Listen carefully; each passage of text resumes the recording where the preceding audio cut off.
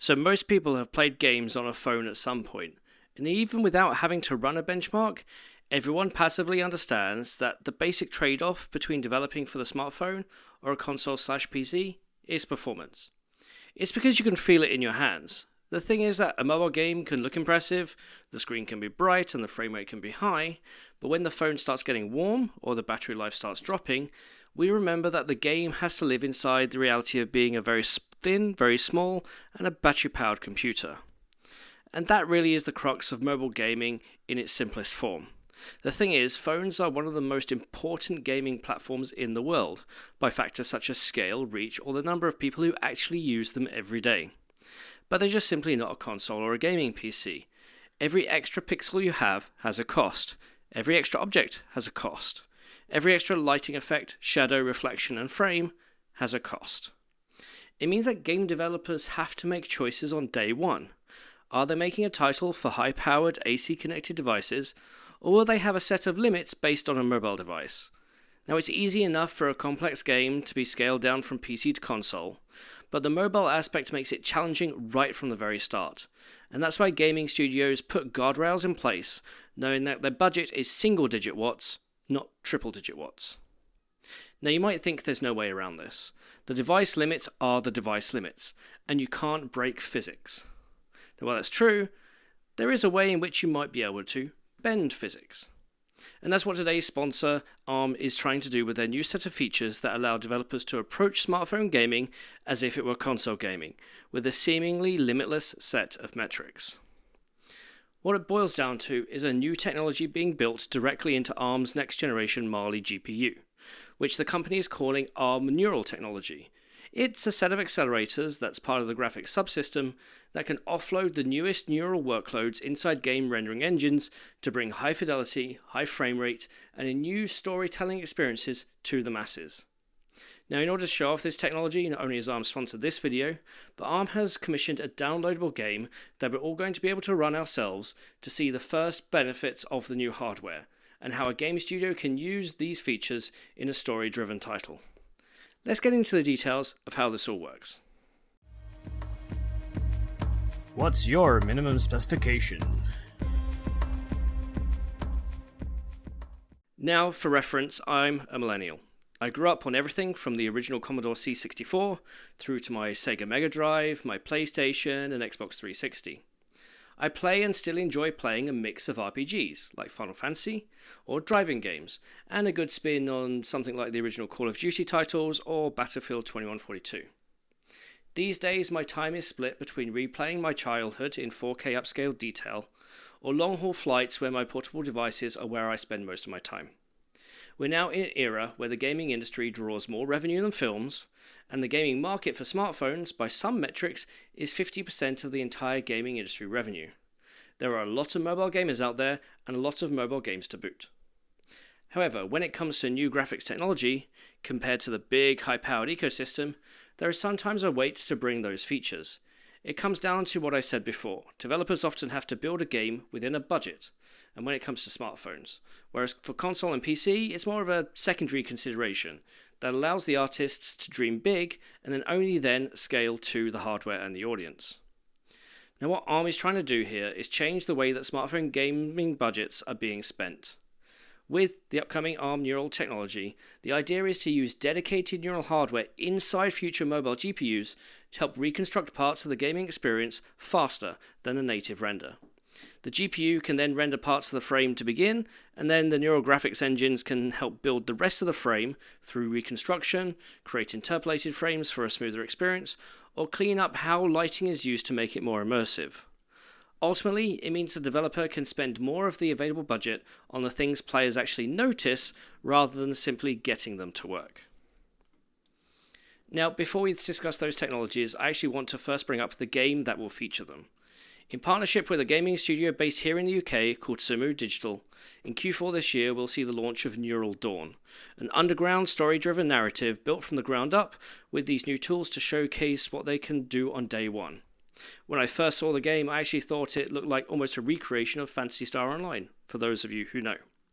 I did actually spend some time talking with Sumo to understand what a team of about 17 people can do. Now, what you're seeing on screen is some of the initial gameplay footage from Sumo Digital. The game, Neural Dawn, is set to be ARM's first fully playable production-scale mobile game, and as you can see, brings together a third-person adventure game with about 120 minutes of gameplay across 4 levels. The game itself is set to be launched in Q4 across a variety of app stores globally, as well as via an APK. Now, I spoke to Lukasz Medek over at Sumo Digital, who leads the art and game direction there for Neural Dawn. He's been in the industry for 20 plus years, so he's seen how features in game development have evolved. In our discussion, he made it clear that the new technology developed by ARM allowed them to approach the development of the game as if it were a console or PC title, by freeing up resources and offloading them onto the neural technology hardware. This means they were able to fully utilize technologies such as Unreal's Megalights. Now, Megalights is a game development technology that implements ray trace shadows and reduces the need for shadow maps with ambient or point light sources. This means that all the lights in the game can be dynamic, and at almost no penalty cost, it can add almost an infinite number of lights to a scene and have them interact seamlessly. For example, here's a screenshot showing just how many lights they can put in a basic scene, but also how dynamic they can be. With static lighting, you're at the whim of low-resolution shadow maps, light bleeding and artifacts, and it takes a long time to get that setup right, assuming that the player actually plays the game as intended. Megalights, by contrast, solves all of that in one go. Now, beyond that, Lukasz explained that the game content can be busy. Real scenes have UI, particles, camera movement, animation, foliage, transparency, variety of materials, rapid motion, and edge cases that reveal problems very quickly. Now, a polished on-rails demo, like we normally see with these new advancements, can choose the camera path, can choose the lighting, the content, and avoid those awkward edge cases. By developing a game, that means the team has to deal with all of it, and having access to the new features to alleviate some of those issues opens up developer time to focus on other things. Now, ARM and Sumo are using neural graphics inside a genuine game to prove that. ARM provided the acceleration libraries and driver stacks for Sumo to go and then use industry-standard platforms built on that level of acceleration. Lukasz at Sumo reiterated that these technologies help accelerate the design cycle, almost a sort of fail fast, fail often mantra to get to a successful deployment sooner. So let's actually get to what's making all of this happen. The neural graphics technology as a whole is best understood as a family of neural rendering technologies built around future ARM GPUs. It combines dedicated hardware, tools, models, and game engine integration so that neural processing can sit close right on the graphics pipeline. ARM actually announced this direction back in mid-2025, with the major hardware pieces to come later, i.e. this year. Now, for the hardware, ARM is implementing a new neural engine into their future graphics IP to accelerate these specific workloads. This will sit separate to the main graphics compute blocks, but part of that pipeline. They aren't ray tracing cores or AI cores specifically, but they do help with that sort of code that filters into these workloads. We actually won't get a detailed breakdown of this hardware until the next generation is announced, and that's usually around August-September, and I'll have a deep dive into that for you later in the year. We expect actual hardware in hand around late 2026, with the usual lead customers who have ARM's designs first in silicon. What ARM is showing off today revolves more around the software tools built on top of the new hardware. Now, the 3 technologies we're highlighting here are neural supersampling, neural frame rate upscaling, and neural supersampling and denoising. Don't worry, we'll cover each individually. But if you've heard some of these terms before, it won't be a surprise what they do because it's in the name. One is designed to reduce the cost of resolution, one is designed to increase the apparent motion smoothness, and the other helps the advanced lighting survive inside a mobile power budget. Let's go through them. Now, neural supersampling is perhaps the most familiar part of the stack because the PC world has already made upscaling a part of the more modern gaming framework. The game renders internally at a lower resolution, then a neural model reconstructs a higher resolution output using information from the current frame and previous frames. This process uses data that the renderer already understands. By using the data from multiple frames, a series of motion vectors can be extrapolated to describe how objects move over time. Multiple frames also help understand depth, as well as which parts of the scenes are in front and which parts of the scenes are behind the main character. The frame history also gives the neural model more context than a single image can provide. That neural model then uses all of that information to produce a sharper final output while reducing the amount of conventional pixel work the GPU has to perform. In short, ARM expects developers to run games at 540p or equivalent resolutions and then upscale on device to 1080p. And ARM has said that neural graphics can deliver up to 50% GPU workload savings, and because raw pixel rendering is expensive on mobile, especially when the device also has to manage battery life, skin temperature, bandwidth, and sustained performance, rendering those fewer pixels reduces all that cost. The upscaling happens in that gained budget in a shorter time than a full rendering at full resolution would have happened. It also technically allows for things like resolution textures to be adjusted, reducing memory bandwidth, and those also get upscaled in the process. Now, to clear up some confusion about naming, ARM already has ARM Accuracy Super Resolution, which is a more traditional existing temporal upscaling technology using more holistic algorithms. Neural supersampling belongs to the newer neural graphics direction with models and future hardware support as part of the design. And it will be interesting to see how well ARM does on this front. Upscaling can be a bit hit and miss for some console and PC titles, but as with any plug-and-play system, usually as long as it's good, it will be used as the benefits are obvious. For developers, the practical question is simple. If the final image can be reconstructed at good enough quality, what can the saved GPU time be used for instead? Now, the second technology is neural frame rate upscaling, or what most of the industry calls frame generation. This takes the broad reconstruction idea and applies it to motion. And in a conventional rendering pipeline, increasing the frame rate usually means rendering more frames. Moving from 30 frames per second to 60 frames per second gives the GPU half the time for each frame. As displays on smartphones continue to have higher and higher refresh rates, those goalposts keep moving. And not all of those devices will even support things like dynamic refresh rates. On a phone, the higher frame rate also means more power draw, more heat, and more pressure on sustained performance. The idea behind neural frame rate upscaling is it uses a new hardware to help smooth the motion by inserting additional frames between conventionally rendered frames. The system can use motion information and frame history to synthesize extra output frames, improving visual smoothness, without asking the GPU to draw every displayed frame through the traditional path. Now, let's be clear, not everybody here likes frame generation, based on the comments online as well, especially when it's used as a crutch where normal compute can't keep up. The paradigm is a bit different here because it's mobile gaming, right? Given the types of games played and the control systems used, latency is often a factor here. But in mobile games, gamers aren't easily doing a 360 no-scope on a touch display. Right now, ARM is only talking about a one-to-one frame generation in practical applications, but it has internally seen tests up to 3 times the frame rate on neural hardware with their trained models.